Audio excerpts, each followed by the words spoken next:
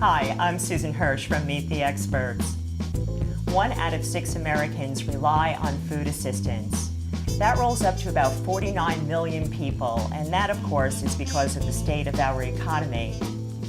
Gary Oppenheimer founded AmpleHarvest.org to help Americans who are food insecure.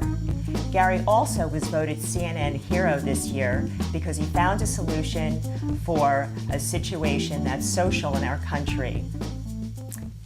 Gary, so nice for you to be here with me today. Thank you very much. Why did you start AmpleHarvest.org, and when did you found it? I started it because I hate waste, and we have a lot of wasted food in the country, and we have a lot of hungry people in the country, and it seemed to be an easy, obvious solution. AmpleHarvest.org was an idea that I had in March of '09 when I was involved with a community garden here in our town of West Milford, New Jersey, and the actual public AmpleHarvest.org became publicly known on March 18th of '09. So from the day I had the idea until the day it became publicly available was 7 weeks. So it's about 18 months ago.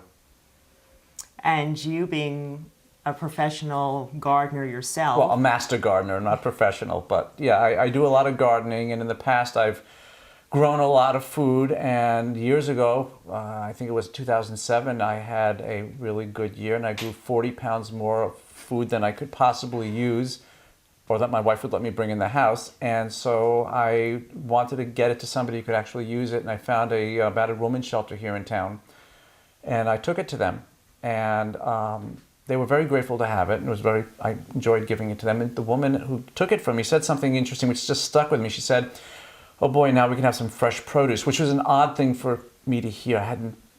Because you eat produce fresh every day, and a lot of your farming is done obviously during the 3 seasons. Right. And how many food pantries do you actually have registered across America now on AmpleHarvest.org? Over 2,900. I can give you an exact number if you want me to look, but it's approaching 3,000, and that makes it about 1 out of every 10 pantries in America is already registered. My long-term goal is to have 1 out of every 3 in the country, or about 10,000. Just in general, how many food pantries are there in the United States? Nobody knows, but the estimate's 30,000. Some people think it's high as 40,000, which is a lot.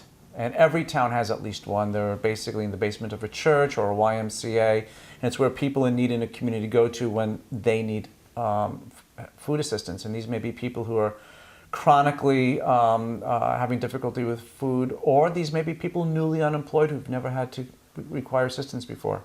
Right, some people find themselves in a situation where they weren't expecting to be, and especially now with this economy, so many people unemployed.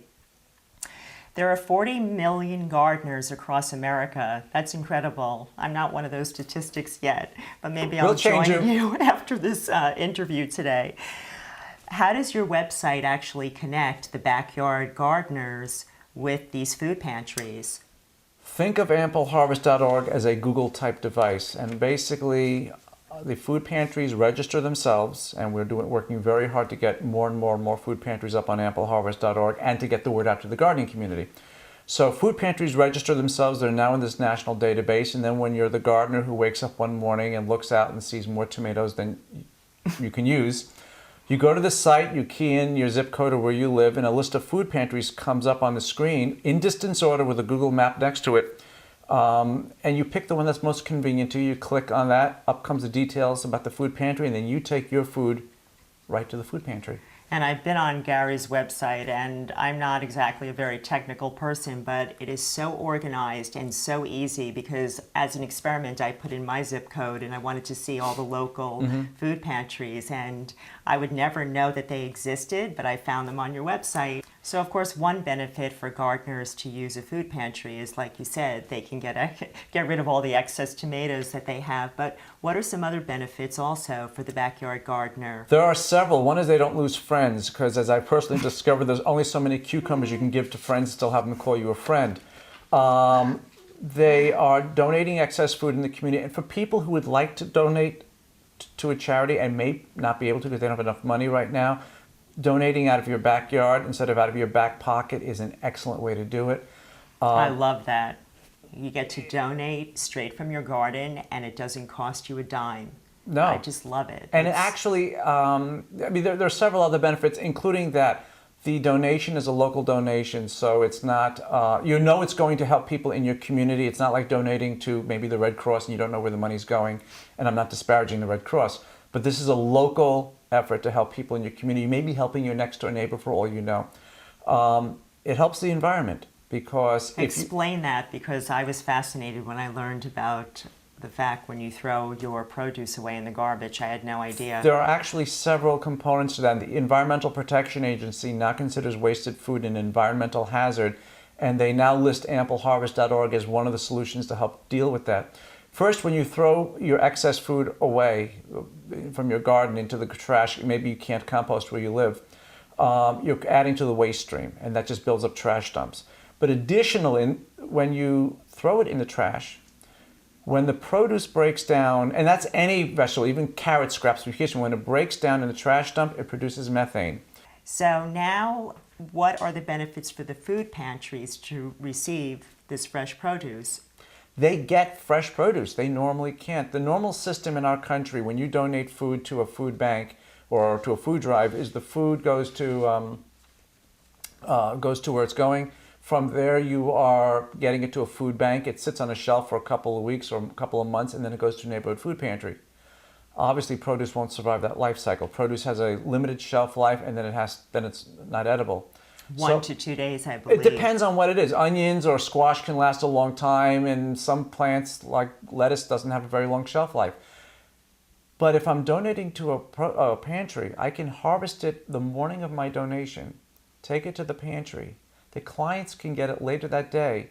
They can be having food that night that is fresher than you and I can buy in a supermarket. That's incredible. I mean, I'm paying top dollar to go to a supermarket. How can communities start their own gardens? I know that you were the director of the Sustainable West Milford Community Garden, right? Basically, it's a community activity. You get people who can find a piece of land. Sometimes it's government-owned land. Sometimes it's private land that a landowner will allow to be used, as we have here in West Milford. Here we have a woman who owns a large property. It's former farmland, and she's effectively loaned to Sustainable West Milford the land for a community garden, and they have its use until she wants it back. But usually people are more than happy enough to have it.